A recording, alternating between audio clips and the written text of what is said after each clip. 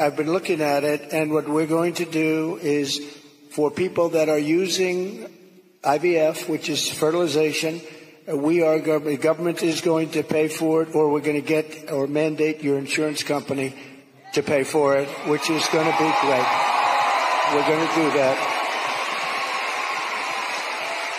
I can't tell you how life-changing that would be for so many families, because it costs a lot of money. A lot of people go into debt just for the hope of being able to start their own family. Well, it's big, and you know what? We want to produce babies in this country, right? We want to produce babies. I have the safest border in the history of our country. They have the most unsafe border in the history of the world. And they're coming through, and many of them are from prisons and jails. There's a slight difference, as you know, prisons and jails. Many are from mental institutions and insane asylums, and many are terrorists, and they're pouring into our country at a level. I don't know if you saw the news today, Chelsea. They had a group of, a lot of them, Venezuelan people with lots of machine guns taking over a building someplace. I'm looking, I'm saying, where is that?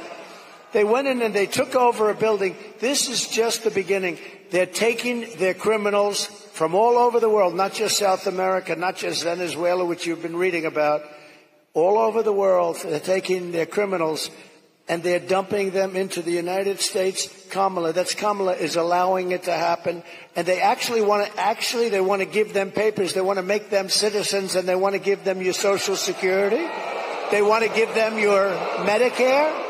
And your Social Security will collapse under her. I'm the one that's going to protect the Social Security. But they're coming. I will totally protect, as I did for 4 years. And there was no age increase. There was no anything. We're going to protect.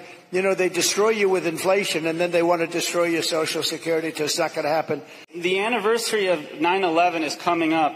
I'm concerned that we're more vulnerable now than ever. And we have a Democrat nominee who doesn't even want to say the words, says we shouldn't say the words, radical Islamic terror.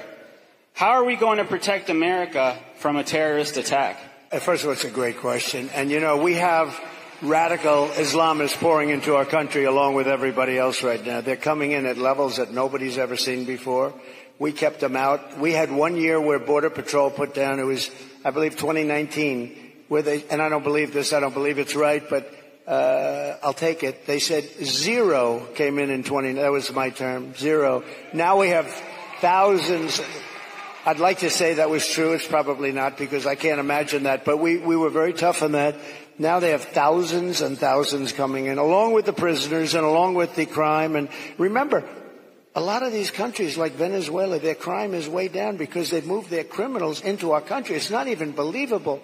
But your question on Islamists and all of the jihad and all of the things that they talk about, they have to respect your country. They have to respect your leader. You know, I had no radical Islam crime for 4 years, and I didn't want to talk about it. I talked about it after, but I didn't want to talk about it during. I don't want to say like, I had absolutely, and the next day you get hit.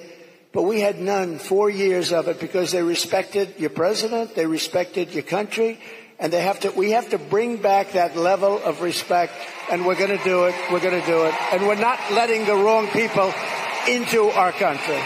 Okay, thank you very much. Great question.